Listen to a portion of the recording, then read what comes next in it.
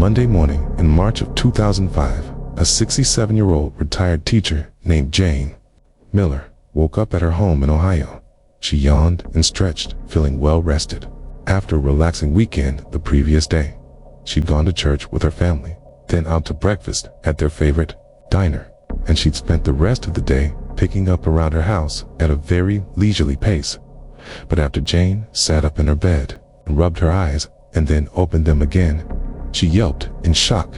There, floating directly over her, was a disembodied head. Jane frantically reached over to her nightstand and grabbed her glasses. She slid them up her nose and looked again, hoping to see something different, i.e., but nope, it was definitely a floating face hovering right near the ceiling. And this face, in addition to being very odd because it's floating around in a room, also just looked totally bizarre. The head was shaped almost like a football, and it had piercing eyes and these yellowed buck teeth, and the face stared down at Jane with a hint of malice in its expression.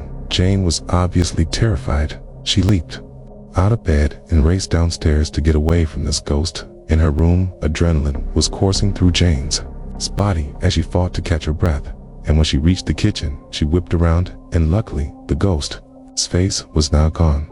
It had not followed her. With shaking hands, she grabbed the phone and called her older sister, Melissa. She knew that if anybody would believe this story, it would be her big sister. 10 minutes later, Melissa flew down the street towards her sister's house, risking a speeding ticket in this residential neighborhood to get to Jane's house faster. She pulled into Jane's driveway and threw the car into park, and then ran up the walkway to Jane's house. The moment Melissa stepped inside of Jane's house, immediately something felt off. She couldn't explain it. There was just a coldness in the air. She called out for Jane and found her sister in the kitchen, still in her PJs, sitting in front of an uneaten bowl of cereal. It had been sitting there so long that the Cheerios were bloated and soggy. Jane looked up at Melissa, but her eyes were distant and her face was pale and scared as she whispered that the faces were now above her and beside her and everywhere else she looked. Melissa glanced around, but all she saw was the empty kitchen and her. And so Melissa just asked Jane, like, "Hey, are you feeling okay?" And Jane nodded and said, "I'm not crazy. I'm telling the truth." And suddenly, Melissa just felt so bad for Jane, and she assured her that, "You know what? Everything's going to be fine." She told Jane, "I don't think you're crazy," but inside Melissa thought, "Oh my goodness, something mentally could be wrong with her." And that's when a realization dawned on Melissa, as she felt a chill run up her spine. Melissa had read about this kind of thing on Facebook, and she knew exactly who she needed to call. The next day, Melissa was back at Jan's house, anxiously anticipating the arrival of her guest. Just then, she heard a knock at the door, and Melissa raced over to greet Father Ramon Smith. He'd been the pastor at Melissa's church for almost 15 years, and Melissa hoped he'd be able to help Jane. Melissa thanked Father Smith for coming over on such short notice, and she explained how worried she was for Jane and invited him to follow her upstairs to Jane's bedroom. Father Smith smiled and told Melissa that whatever was going on with her sister, they would get to the bottom of it. Melissa crept up the stairs to Jane's bedroom with the sound of Father Smith's footsteps right behind her, and right as Melissa reached the top of the stairs and turned the corner into Jane's bedroom, a wave of icy cold seemed to hit her. To Melissa, it immediately seemed it's like malicious presences were hovering all around her sister, and they didn't like it when Melissa was in the room. Jane was lying in her bed, the covers pulled up to her face. Melissa knew her sister had her eyes closed under there, because pitch darkness made it harder to see all the menacing faces all around her. Melissa quietly told Jane that help had finally arrived, and Jane, when she heard this, threw back the covers to see who was there. She blinked and said hello to Father Smith. Though she was clearly surprised to see him there, Melissa smiled to herself, because this had been her intention, to make sure the creatures that were menacing Jane had no idea who was coming over here. Melissa turned to Father Smith and invited him to begin. Then Melissa stood to the side while Father Smith shook Jane's hand and asked her to explain to him what had been going on over the past couple of days.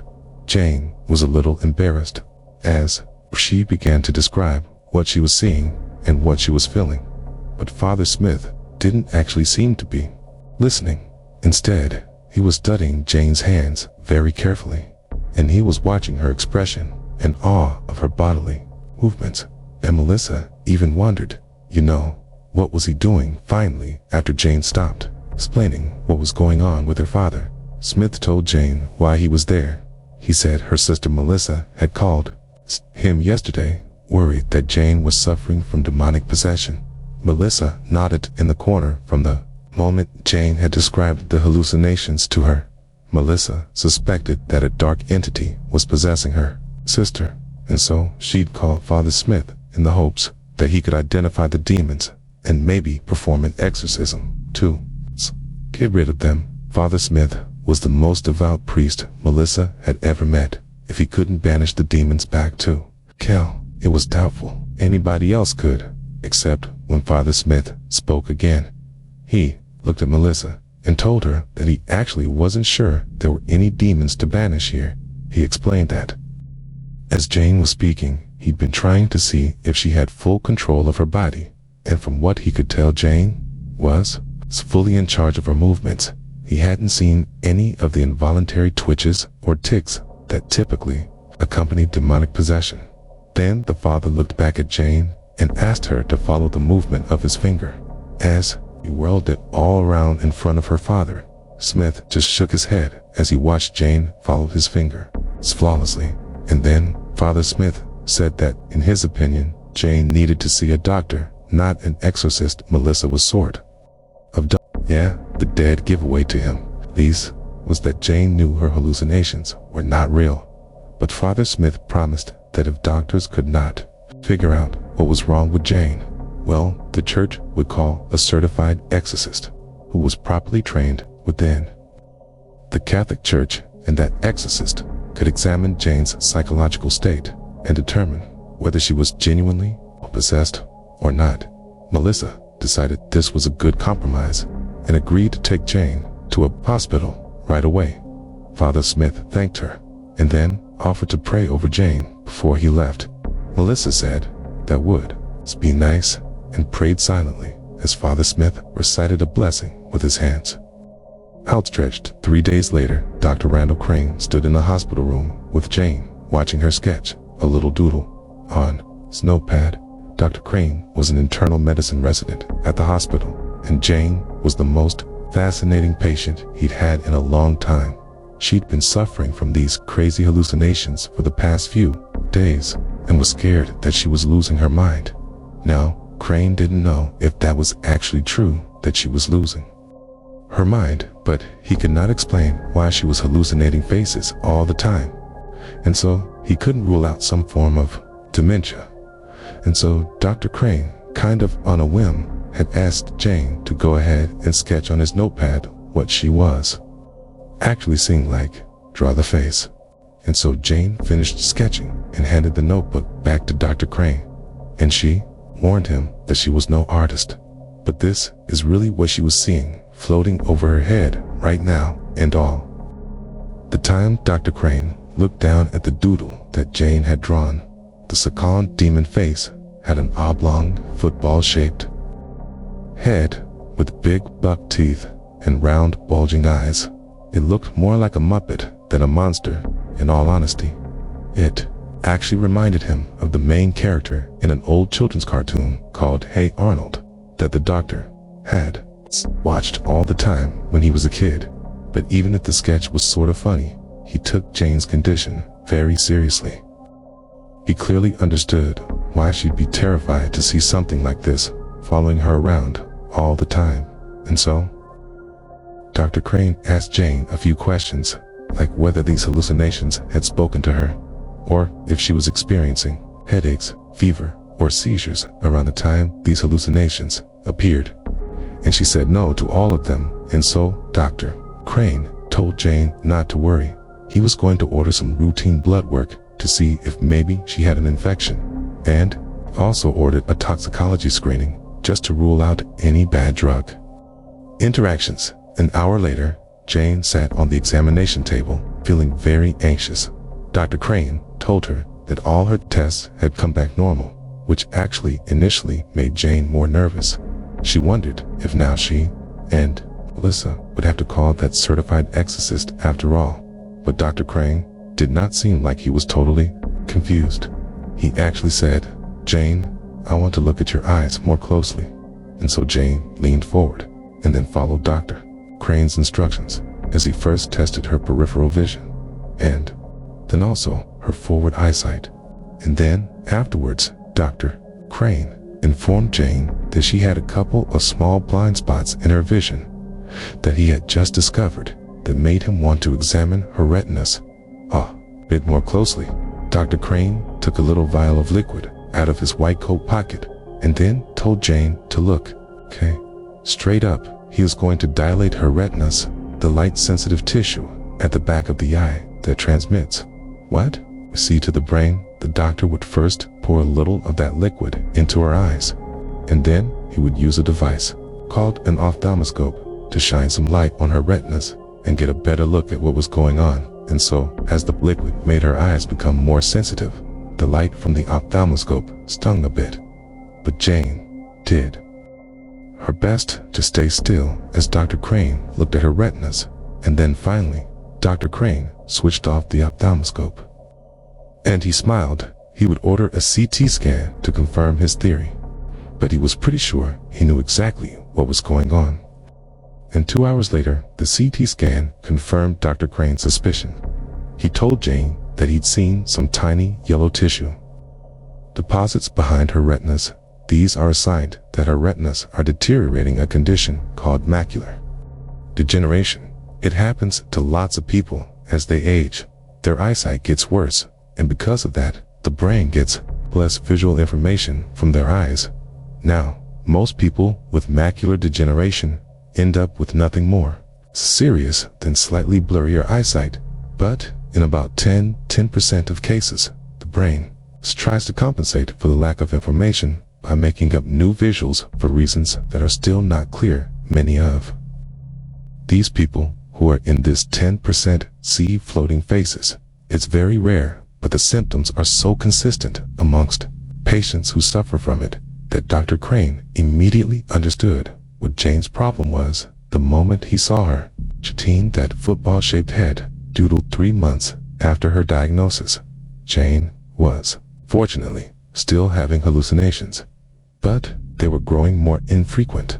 Dr. Crane told Jane that while there was no treatment, the hallucinations can stop over time as the brain becomes more accustomed to vision loss, and at the very least, Jane could rest assured, knowing that she was not possessed by a demonic entity, and she wasn't losing her mind either.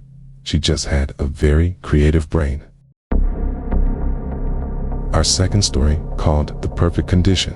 On May 19th, 2010, 75-year-old Ron Speeden was at home in Brewster, Massachusetts, relaxing in his favorite armchair and flipping through TV channels in search of something good to watch. He finally settled on a game show when his wife Nancy called him for dinner. He sighed and turned off the TV, muttering about how he'd just gotten comfortable. He hobbled out of his chair and adjusted the plastic tube that he wore under his nose to help him breathe. The year before, Ron had been diagnosed with empyema, a lung disease that causes shortness of breath. Empyema is common in smokers, and Ron had been a smoker his whole life now. As a result, he needed an oxygen tank just to breathe properly. Ron sat down at the dining room table just as Nancy set a plate of scallops in front of him. Ron caught a whiff of melted butter, but his stomach didn't rumble with hunger the way it usually did when he smelled Nancy's amazing cooking. In fact, he didn't have an appetite at all, which was a shame because NY scallops were his favorite meal. But Ron didn't want to be rude, so he thanked Nancy for dinner and tried to eat as best as he could. But he really just couldn't, and just kind of pushed the food around his plate. And then, when Nancy was done eating, Ron quickly got up and helped her clear the table and clean up before Ron settled back down to watch more TV. 2 weeks later, in early June, Ron was back in his favorite armchair in the living room, working on the daily crossword puzzle. He wasn't feeling his best because he really had not eaten much since that scallop dinner a couple weeks ago now. Ron didn't think too much of it. He was getting older, and so he thought maybe he just didn't need as much food. Ron reread a clue on his crossroad puzzle that had been stumping him all morning. He started to call out for Nancy, hoping she could help him, when a small tickle rose in his chest. He cleared his throat, and then, all of a sudden, he began coughing and hacking, and he couldn't stop. His chest felt stiff, like there was a wall of mucus that just was not breaking up as he leaned back in his armchair, coughing so hard it was getting hard to even breathe. He heard footsteps behind him, and a minute later, Nancy was by his side with a glass of water. Ron tried to sip some down, but another cough hit him, and he spit the water everywhere. By the time this coughing fit past Ron's throat was so sore, he'd never experienced a cough like that, and it really scared him. He worried his empyema was getting worse later. That night, Ron was in his bedroom, putting on pajamas, when his back suddenly went stiff, almost like a spasm. He hacked and coughed until he was shaking, and then Nancy came into the bedroom and rubbed his back until finally Ron began to recover. Once he had Nancy asked him if he wanted to call the doctor, but he told her no. Clearly, his empyema was just getting worse, and he would just have to deal with it after decades and decades of smoking cigarettes. He knew his lungs just were not what they used to be. A few days later, Nancy was moving all through the house, vacuuming and cleaning up, trying to prep the house for Ron's sister and brother-in-law, who were coming over to visit. The couple had just gotten back from Scotland on a vacation, and they were coming over to talk about the trip and catch up. Secretly, Nancy hoped they brought home some Scottish shortbread to share. Just before 5 p.m., the doorbell rang, and so Nancy called out to Ron, who was asleep in his armchair when she last saw him. Then Nancy threw open the front door and embraced her in-laws. She was always happy to see them, but especially right as she wanted to be around family. Over the past few days, Ron's coughing fits had become so severe and so frequent. I mean, it was kind of scary. It was common for Ron to be doubled over and hacking up a lung 15 or 16 times a day, and so Nancy was genuinely worried about Ron's health, and so just liked the idea of having some family around. Maybe take her mind off of that for a second. Nancy's brother-in-law handed her a brown bag that smelled like butter and seafood. Nancy opened it as she led the way inside, and the bag was full of her favorite lobster rolls, not from Scotland, but just from down the street. However, still, it was a welcome treat. Nancy led everyone into the living room where Ron was still fast asleep. Nancy shook his leg and told, but she could see Ron's chest was rising and falling, so he seemed okay. And so she told her in-laws it might be best not to wake him. His coughing fits had been really bad lately, and clearly had been tiring him out. Nancy moved into the kitchen to grab plates for the lobster rolls. She could hear her in-laws taking seats in the dining room, and just then, Nancy heard a familiar, horrible cough erupt in the living room. Nancy felt terrible for Ron as she listened to him hacking. She knew it was also very painful for him. His throat had been raspy and awry for the last 2 weeks because of these coughing fits. Then Ron started gasping between his horrible coughs, like he couldn't even breathe. And then Nancy heard him groaning a little, as though he was calling out for help, and so Nancy rushed into the living room. Ron was rocking in his chair, fighting for air between these violent coughs. His entire body was shaking, and Nancy thought he might be having a seizure. Panicked, she dialed 911 for the next few minutes. Nancy and her in-laws tried to soothe Ron until the EMTs finally arrived. By the time they had Ron on a stretcher and were rolling him into the ambulance, one of the EMTs told Nancy that she'd been right to call Ron's blood pressure and oxygen saturation levels dangerously low. If she hadn't called Ron, would likely be facing organ failure. And so, as the EMT helped Nancy up into the ambulance, she felt terrified.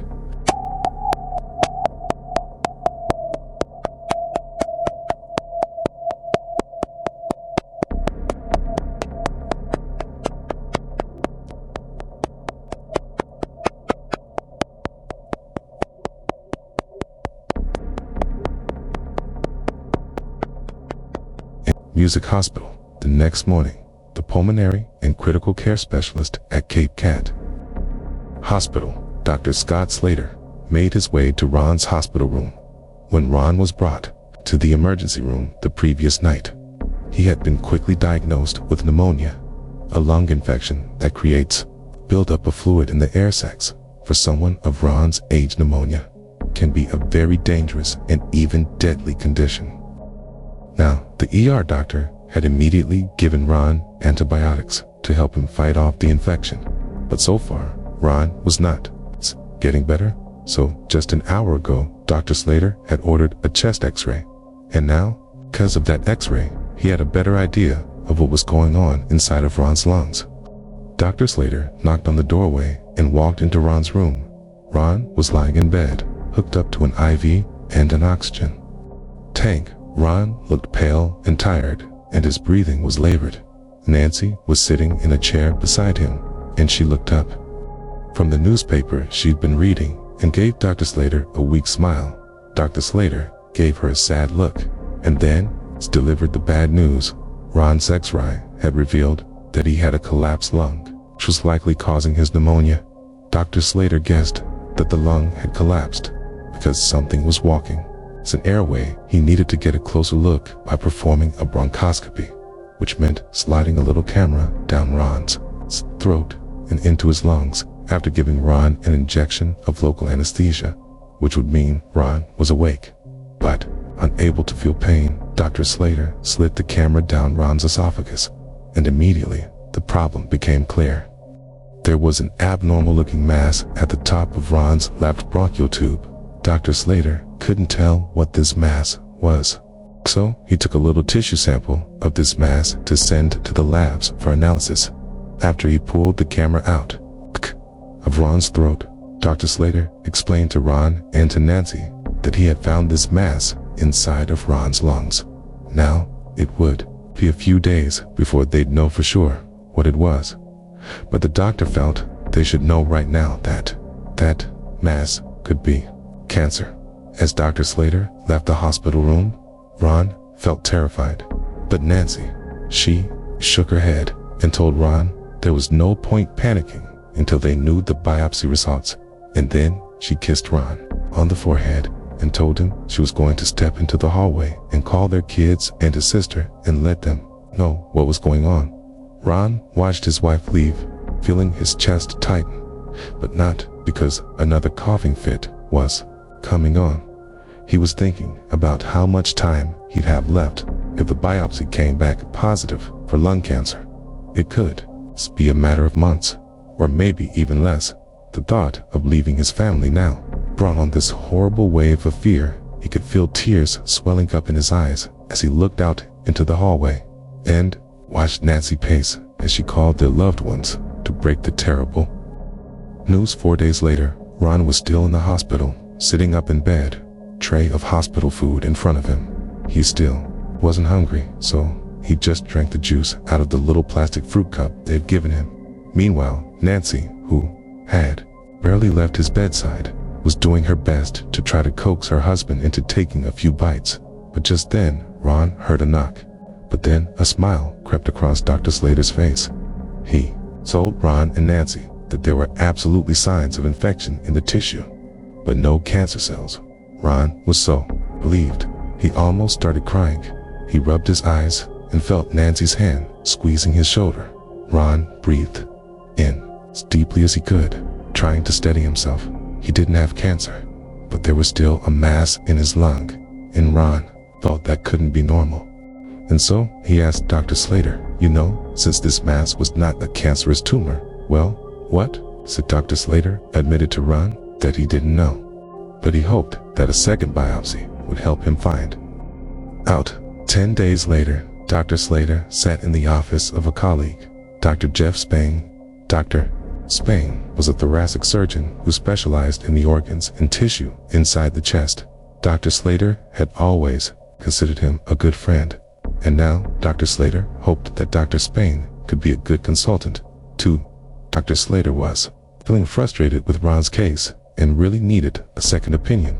Dr. Slater explained to Dr. Spain that Ron's pneumonia had persisted and his cough had gotten worse over the past week and a half. It was almost like Ron's body was trying to cough up the mass on its own. But after 2 biopsies, Dr. Slater still didn't have any idea what this mass was. It looked like a tumor, but it was not cancerous, so it wasn't clear why it was making Ron so sick. Dr. Slater bounced his knees impatiently as Dr. Spain read through Ron's file. Finally, Dr. Spain, but this time they would put Ron under general anesthesia. If Ron was totally unconscious, they could do a more in-depth examination of Ron's chest. Dr. Slater was skeptical, but at this point, he was willing to try anything, so he agreed to let Dr. Spain perform this procedure around 2 p.m. that afternoon. Dr. Slater was sitting in his office when he got a call from his friend, Dr. Spain. He just finished Ron's bronchoscopy, and now he said he had only one question for Dr. Slater. Did he have any music? Dirt for a moment, Dr. Slater was sure he'd misheard Dr. Spain until Dr. Spain repeated himself and said that Dr. Slater was going to need some dirt for the thing he just found inside of Ron's lung. A sprouting pea plant, as in a living vegetable. Dr. Slater couldn't believe it. Ron must have eaten a raw pea that quite literally went down the wrong tube. Instead of landing in his stomach, it got into his lung. And there, the moist and warm conditions inside the lung were just right for the little pea to sprout. According to Dr. Spain, the pea sprout was about half an inch long. It had clearly been in Ron's lung for a while, because it was so coated in mucus that it looked like a little tumor. Dr. Spain had easily removed the pea and surrounded mass, and Ron immediately began feeling better. Within a few days, he was coughing far less frequently, and his pneumonia disappeared. Ron still had emphysema, but it was far more manageable without the hacking cough. His appetite. On May 20th, 1967, a 50-year-old man named Stefan Mullock staggered into the Maricordia Hospital in Winnipeg, Canada. Stefan was so physically weak that his oldest son Mark was there with him, physically holding him into the hospital. When the nurses at the front desk saw the pair walk in, they immediately got up and walked around their desk over to these 2 guys and said, "Hey, what's going on? What's wrong with him?" And so Stefan at this point is so uncomfortable, he can barely talk. And then he tells the nurses that earlier that day, he had been burned on his chest and stomach. And now he had this blinding headache, and he was so nauseous, and he could barely walk. The nurses knew clearly this is an emergency, and so they quickly ushered the pair down the hall to an exam room, and then a couple of minutes later, doctors came into the room and they asked Stefan to show them his burns. Stefan, who was already lying on his back, on the exam table, slowly reaches down and grabs the bottom of his shirt, and he lifts it up, and the doctors, stunned at what they see on his stomach. There was a very strange burn pattern that none of them had seen before. And so the doctors, they move in to get a better look at his injury. And as they're staring at it, they ask Stefan to explain how he got this burn. Now, what the doctors didn't realize is that Stefan was very conflicted. He knew if he told the truth about how he got this burn, then he would open himself and his family up to ridicule and skepticism. But as he's laying there and the doctors are waiting for his answer, he finally decides that the right thing to do here is just tell the truth. And so he takes a deep breath and then tells the doctors what happened to him. And by the time he was finished telling this story of what happened to his stomach, the doctors had stopped looking at his injury and instead were just standing in the middle of the room staring at Stefan. with eyes wide and their mouths open. They were all, literally, speechless. Within 24 hours, Steph's story had made news all over the world, and his story had attracted the attention of numerous US and Canadian secretive government agencies who were keen to interview Stephen one-on-one to really find out what he knew. In short, what Stephen claimed happened to him, dubbed the Falcon Lake incident, was a very big deal. However, the farther this story went, and the more people that heard it, the more people started to question the validity of this story. It just seemed too unbelievable that maybe Stephen is just lying, or this is a hoax. And so, before I tell you Stephen's actual account of what happened at Falcon Lake, I'm going to give you a little context about who Stephen was prior to the incident, because ultimately, Stephen's credibility in your eyes will determine if you really believe what happened to music camp. Stephen was born in the early 20th century in Poland, and when World War II broke out, he was captured by the Nazis and put into one of their concentration camps. It was called the Gross Rosen Camp, and it was located in Poland. During his time at that camp, Stefan would bear witness to the Nazis perpetrating some of the worst atrocities ever committed against humanity.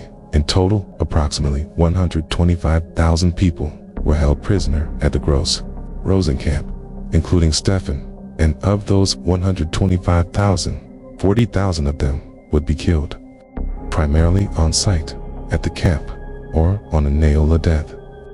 March after the camp was finally liberated in early 1945, Stephen worked as a translator for the U.S. Army, helping them continue to liberate other concentration camps across Europe.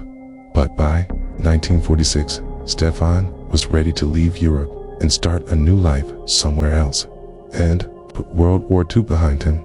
And so, he and his wife, who also was held in a concentration camp during World War II, fled Poland with their 3 young kids and resettled in Winnipeg, Canada. And for the next 20 years, the Malik lived a very peaceful life.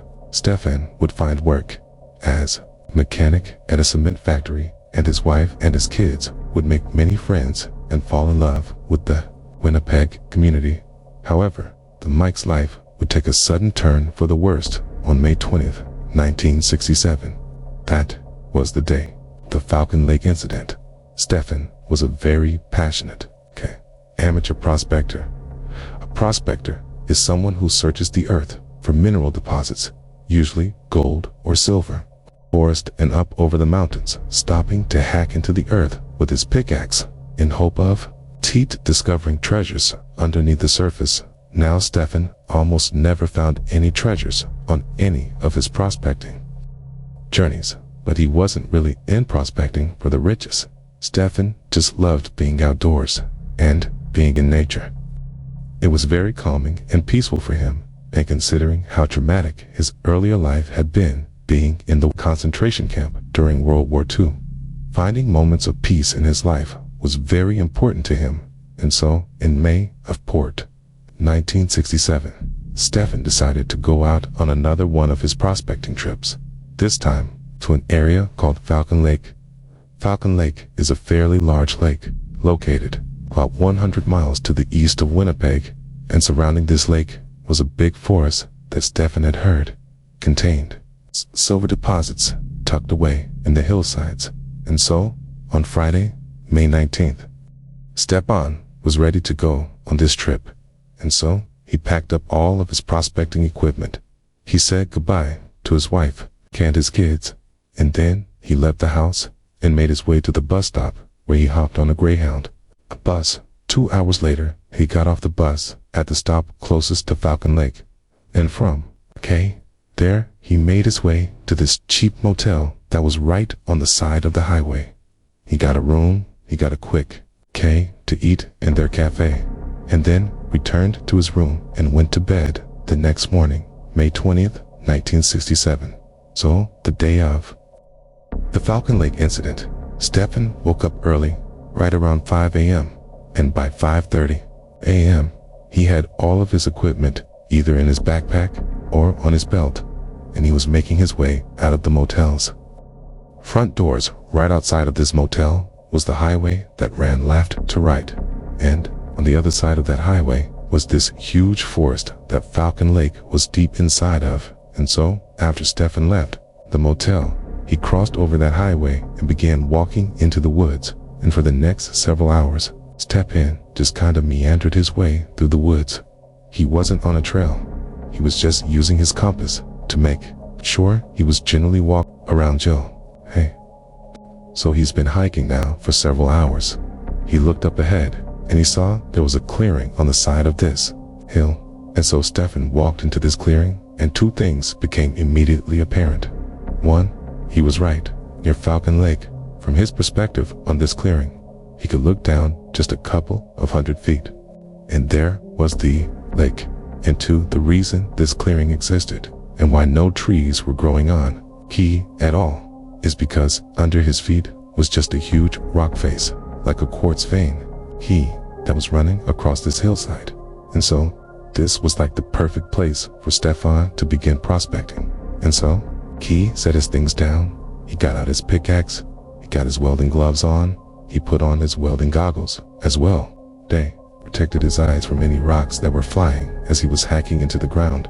And then he got to work for the next couple of hours. Stefan very diligently hacked away at but he didn't find any silver or anything else of note. And so around 11 a.m. Stefan was hungry and tired.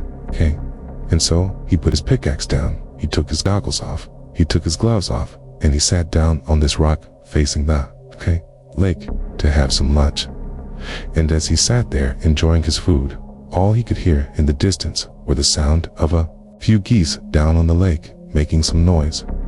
But other than that, it was totally quiet. After he was done eating, he put his gear back on one and got back to work about an hour later. At around 12, Stefan was still hacking away at the rock when, despite all the noise he was making as he smashed the ground with his pickaxe, he could hear a really loud commotion coming from behind him. And it turned out, when he stopped the pickaxe, the commotion sounded like geese honking and going wild. And so he dropped his pickaxe. He took his goggles, put them up on his forehead, and then he stood up and turned around, and he looked down towards the lake where he heard all these geese going crazy. And the first thing he noticed was there were some geese on the lake that appeared to be flying off in different directions, like it had been startled. But what really immediately caught his attention was not the geese, but what had very likely startled the geese, and that was two bright glowing red objects that were flying slowly across the lake towards him, kind of roughly over where the geese were. And now these objects, they were cylindrical. They appeared to be about maybe 30 or 40 feet wide. They didn't have any sort of emission coming off of them. They weren't making any noise. They were just kind of slowly making their way over towards where Stefan was now. As Stefan is watching this happen, he wasn't fearful. He assumed those have to be military aircraft, as it was this part of Canada. Falcon Lake is very remote. There's not many people around, and so logically it made sense that perhaps there's a military that's doing training exercises in this area. And so, feeling much more intrigued than fearful, Stefan just continued to watch as these red aircraft got closer and closer to his side of the lake. And then, when these two craft were about 200 feet away from where Stefan was standing, they came to a stop, and they were just hovering in the air. And then, one of the crafts suddenly turned orange and began going up into the clouds, and then, at some point, just vanished. And then, the other aircraft, instead of going up, just continued, descending very slowly now, very clearly, towards this open rock face that Stefan was standing on now. Again, Stefan was totally convinced that these were military aircraft, and so he's not fearful. He is just intrigued by what he's seeing. And in fact, by this point, he had convinced himself that this second aircraft that was now coming down to land on these rocks must have experienced some sort of issue, and they were landing in order to fix it. And Stefan even thought to himself, well, hey, I'm a mechanic. Maybe I can help the pilot or pilots with whatever's going. Okay, on with their craft. Once the craft finally did touch down on the rocks, about 150 feet away from Stefan, it changed colors from red to stainless steel, with an orange glow around the outside of the aircraft and inside of this craft. Okay, really bright purple light came on that Stefan was only aware of, because there was a couple of small holes on the outside of this craft where this purple light was coming through. But these little rays of purple light coming out of this craft were so bright that it actually was hard for Stefan to look directly at the craft, and so his welding goggles were still on his forehead. So he pulled them down, put them over his eyes, and his welding goggles had a kind of tint to them. So it was like he was looking through sunglasses, and with those on, he was able to continue looking, okay, at the craft. And so, through his goggles, Stefan is still just standing in the same spot where he first saw these craft, okay? And he's watching this craft, and he's, okay, fully expecting any minute for the pilot or pilots to come out of the craft and explain what's going on. But at first, nothing happens, and so Stefan is just standing there, waiting for something to happen when he realizes he has his sketchbook in his pocket. Stefan liked to bring his sketchbook along on his prospecting trips because he liked to sketch things, and so he figured while he waited for the pilot or pilots to emerge, he would sketch the craft. And so for the next couple of minutes, that's what he did. And then after he was done sketching it, he put his sketchbook away. And then really nothing happened for about another 30 minutes. He just stood there and the craft remained motionless. But after about 30 minutes of the craft having landed, it opened. There was like a sliding door on the side of the craft facing Stefan, and it revealed the beautiful bright purple exterior of this craft. But from Stefan's perspective, because of how bright the lights were and how far away he was, he couldn't tell. Okay, clearly now the pilot or pilots are coming outside. And so Stefan felt really relieved, and he was just standing there waiting to talk to whoever was inside. But again, nothing happened. And so, now feeling just plain curious, Stefan decided, you know what? I'm going to walk over there, and I'm going to yell into this open door to the pilot or pilots inside and make sure they're okay. And so, he starts slowly making his way across the rock face towards this craft and this open door. And when he gets about 60 feet away from the craft, he suddenly stops, because now he can hear from inside of this craft the sound of two voices talking to each other. He can't really tell what they're saying, but very clearly there is communication. It's happening inside of this craft, and so Stefan assumed that must be the pilots. And so he called out to them in English, and the second Stefan yelled out to this craft, the voices immediately came to a stop, and they did not respond to Stefan. And so Stefan is calling out to them in English, hey, are you okay? What are you doing in there? And when English didn't work, Stefan called out in Russian. He called out in German, Italian, French, Ukrainian, and when all of those didn't work, he went back to English and just continued kind of calling out, trying to get them to please come out and talk to him. But he got no response, and no one came out of the craft. And so, at this point, Stefan thought, okay, I'm totally committed, so I need to keep going and make sure the pilot or pilots are okay. And so, he continued walking closer and closer to this open door of the craft, and when he got about 10 feet away, he was suddenly struck by the incredible craftsmanship of this craft. He couldn't see any rivets anywhere on the amazing piece of machinery, meaning this craft appeared like it had somehow been carved out of one enormous piece of steel, which seemed totally impossible. Also, Stefan noticed there were no insignia on the outside of this craft. There was no flag or anything kind of denoting who was flying it. There was really nothing on the outside of the craft. But Stefan just kept on going till he was standing right outside of this open door. He's only a couple feet away from it, and now he's looking directly inside, and he doesn't see the pilot or pilots. And in fact, because of how bright this purple light is coming out. Even with his goggles, it's really hard to see what's inside of this craft, but he can clearly see inside there is some sort of panel in the back of the craft with lots of flashing lights, almost like a computer, and there were other kind of columns of light moving around inside the craft at different angles. But after looking in this craft for only a few seconds, the door suddenly slid shut, and then Stefan, without really thinking about it, reached out and touched the craft. And the second he did that, two things happened. One, the hand that he touched the craft with, he was wearing a big welding glove. And the second he made contact with that craft, the leather glove began to melt. Not even catch on fire. It just instantly. And so he began frantically ripping the glove off to get it off of him to avoid injury. And then the second thing that happened is the craft began rotating counterclockwise until this vent that was on the outside of the craft, one of the very few things that was on the outside of the craft that actually Stefan had noted in his sketch.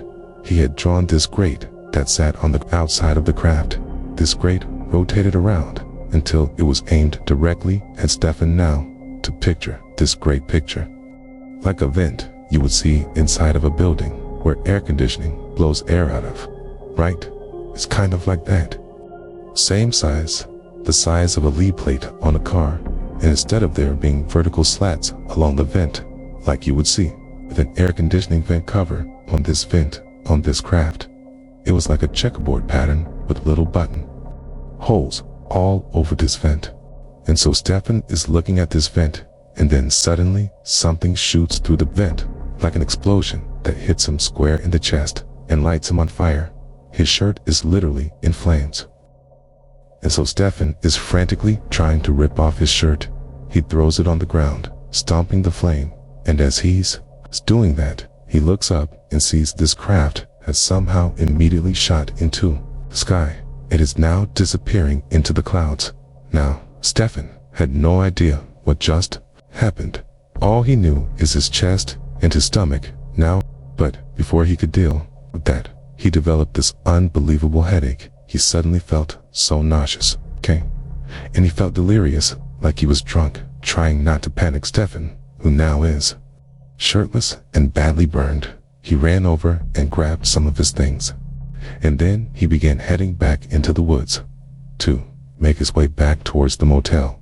It would take him several hours of stumbling through the forest, stopping periodically to vomit, but he would eventually reach the highway. He would cross over and he would make his way into the motel right around 4:00 p.m. And when he got there, he made his way into the cafe and he asked the staff if they knew where the nearest doctor was.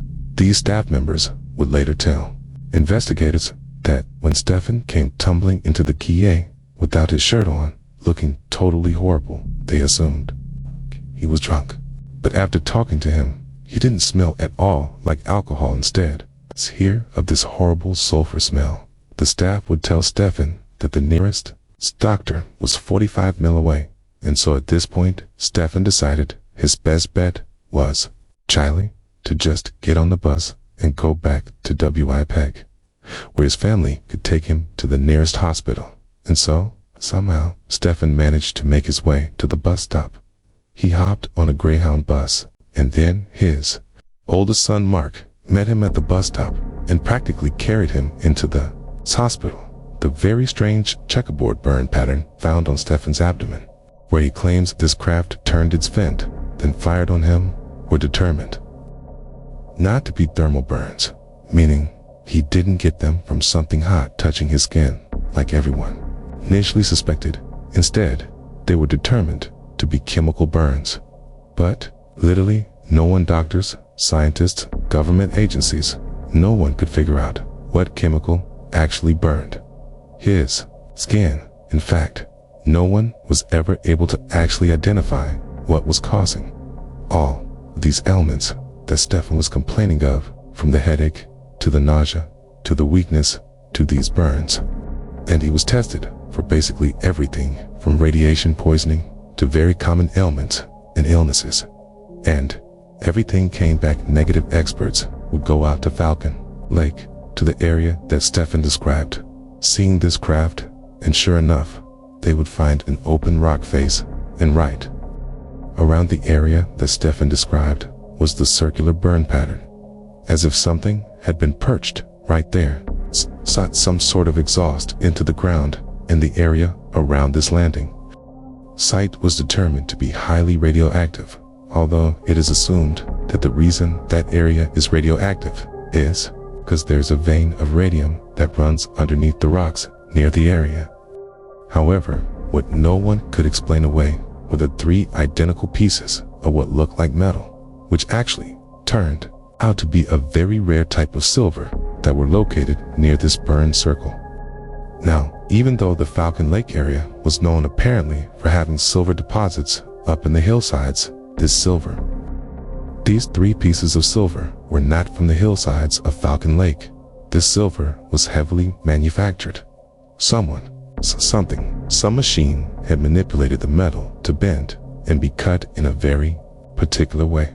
And all 3 of these pieces of very rare silver were highly radioactive. They would also find traces of this very rare type of silver that seemed to have seeped into some of the loose rocks that were inside of that burned out circle, almost like the silver had melted into the rock. But despite these pieces of finesse, that do seem to suggest that Stefan really did see some craft land on these rocks, and despite the fact that the US government and the Canadian government both thoroughly investigated this case, and they were not able to debunk it. They basically said, well, something happened, but we don't know what. Despite all of that, Stefan and his family's lives were forever upended. After this incident, Stefan was ridiculed and accused of lying and of being crazy, and his kids were unfortunately bullied at school. Shortly before Stefan died in 1999 at the age of 83, he was asked if he regretted coming forward with this story. And he would say, yes, I wish I never told anyone. But he would also say, at the time, really felt like he had a duty to tell the world about what happened. Stefan never changed his story. And look, I think it was an experimental aircraft. That's it. He also never made a dime on this experience. If anything, he lost money because he paid to write a 40-page pamphlet that explained what happened to him. And then he left all these copies on his porch. So if people showed up, or if nosy neighbors showed up and had questions, he would just point to the stack of the books and say, take one and read.